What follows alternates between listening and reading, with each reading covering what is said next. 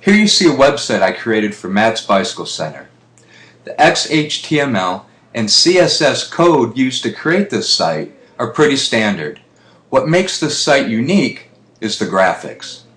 Let's move over to Adobe Photoshop and see what went into building the source graphics file for Matt's website. Here you see the original Photoshop file that was used in building Matt's website. Since a visitor usually lands on the home page, the home page makes the first impression. I like to start a web design with the home page. Once I'm satisfied with the design, and it's been approved by the client, I'll carry this theme throughout the rest of the site. Matt's shop is located in Cocoa Beach, Florida, and it has a small town surf shop feel to it. You walk in and are greeted by Matt as he comes out of the back where he's been customizing one of his bikes, covered in smudges of grease and chain lube. Things are pretty grungy and laid back at Matt's shop, and I wanted to carry this atmosphere into his website. Looking at Adobe Photoshop, I have the toolbar open on the left and the Layers palette open on the right. Photoshop has a lot of different palettes, and each palette has different functions. For this video, I'm going to use the Layers palette. Looking at the Layers palette, you see different layers in different folders, each one containing layers. Some of my Photoshop files get pretty big, and the folders help organize the layers.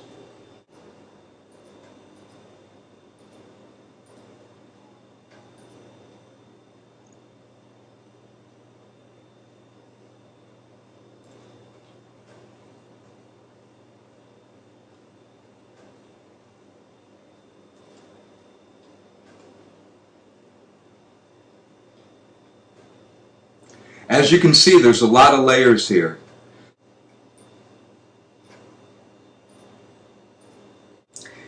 Each one of these layers and folders contains an element or part of an element in the design. Each one of these elements is either a photograph that I took and manipulated in Photoshop or an image that I created directly in Photoshop from scratch. You build up your layers, stacking one on top of the other, and set different layer options with different colors and different opacities to achieve the desired effect. Now I'm going to take a look at the layers that went into making this middle paper section. This top part from here to here are the layers creating this bottom part. The layers from here to here are the layers that went into creating this middle paper section. We've got the stamps folder. I'll turn the visibility on and off. This folder is holding all the layers which make up these splashes around the edge of the paper. Each one a different color with a different opacity setting.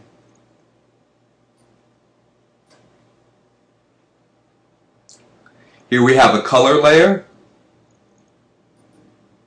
This layer is called an adjustment layer. This adjustment layer is a curves adjustment layer, which works like brightness and contrast, but it gives you a little bit more control than your standard brightness and contrast. As you can see, there's a lot of options in here. We've got a pixel layer and another pixel layer with a different opacity setting, and my original paper layer, which started out as a photograph at the bottom. This layer has some layer effects attached to it, like drop shadow, outer and inner glow. Even though this is a Photoshop file, some of the elements you see here were created in Adobe Illustrator. Like the images in the bottom, this logo up here, and some of this type. Let's move over to Adobe Illustrator and take a look at how this was done. Now we're looking at an Adobe Illustrator file called Matt's AI Files in Adobe Illustrator. At first glance, Illustrator looks a lot like Photoshop. It's got palettes on the left, and we've got a toolbar. So why use Illustrator to create graphics? Because unlike Photoshop, which is a pixel-based program, Illustrator is vector-based. This allows Illustrator to create sharp-edge graphics and reduce them or enlarge them without any loss in image quality. Even though Illustrator has many functions, it's best for drawing sharp, crisp, solid color illustrations like these logos. These 4 logos were drawn by me in Adobe Illustrator. They're the logos for the bikes Matt sells at his shop. I prefer to use Illustrator for drawing elements like graphics and type. Then I'll bring these elements back into Photoshop where I'll incorporate them into my web designs. On the right side, you see the Photoshop file we were just looking at inside Adobe Photoshop. I've placed this file inside Illustrator. Because I've linked this file to Photoshop, if I were to go back into Photoshop and make a change, the change would also show up inside Illustrator. I'll use this Photoshop file to align, color, and resize my Illustrator elements.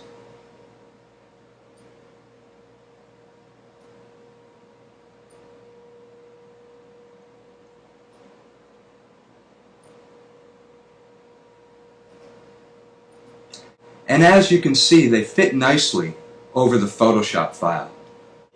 Now when drawing in Illustrator, I mainly use my graphics tablet with the pen tool.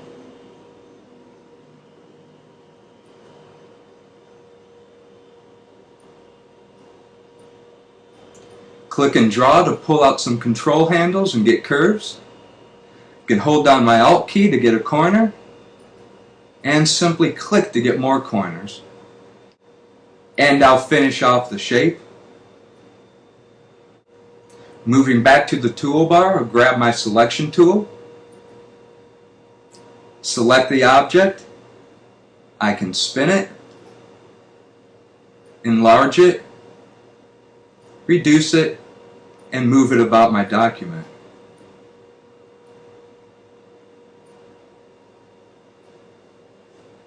I can change the fill color,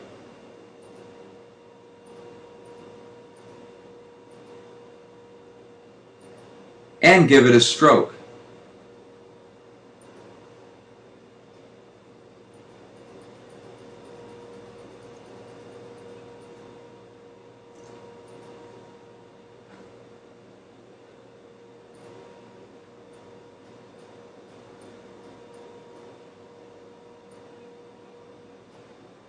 I can combine more than one shape with my Pathfinder palette.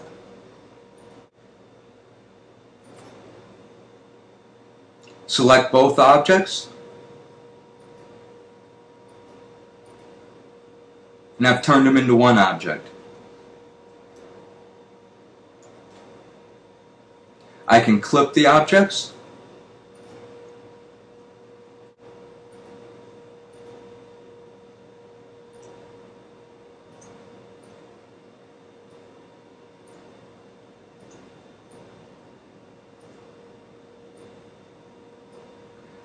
I can put objects inside of another one and cut out a hole. That's the basic technique I used when creating these logos. Now I'm going to switch to wireframe, where you can see the outer edge of these shapes. As you can see, there's no pixels. Illustrator uses a mathematical algorithm to draw its shapes. Because Illustrator files are usually small, all that's left to do now is grab one of my logos and copy and paste it into Photoshop. Let's move back into Photoshop and see how these logos get worked into Matt's web design. Back in Photoshop, I'm going to paste in the Illustrator logo. Notice I get a few options when I try to paste it in. I'm going to select Smart Object. This keeps the Illustrator file in its native vector format. If I want to edit it, I can do so directly from Photoshop as an Illustrator file, thus maintaining the best possible format for this original source file. Hit OK, and hit Enter to apply.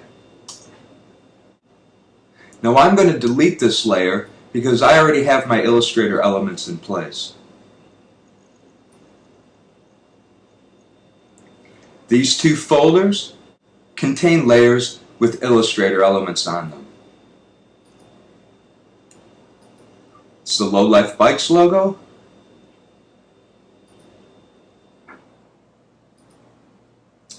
and the type here, here, and these logos down at the bottom.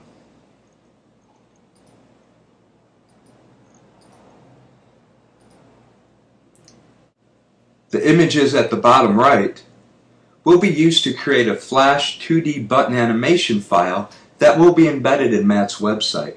We'll talk more about Flash in a later video. Now we're looking at Matt's website, live in Safari on my browser.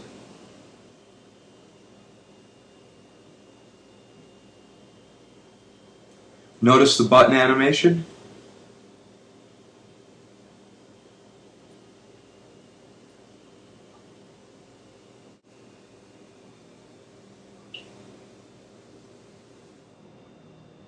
As you can see, some of these Photoshop documents get pretty large and time-consuming. This one took about 80 hours to complete. When I'm satisfied with the design, and the client has approved the design, it's time to get this Photoshop file ready for the web. Let's take a look at the Photos page, Photoshop file, for Matt's site to see how this is done.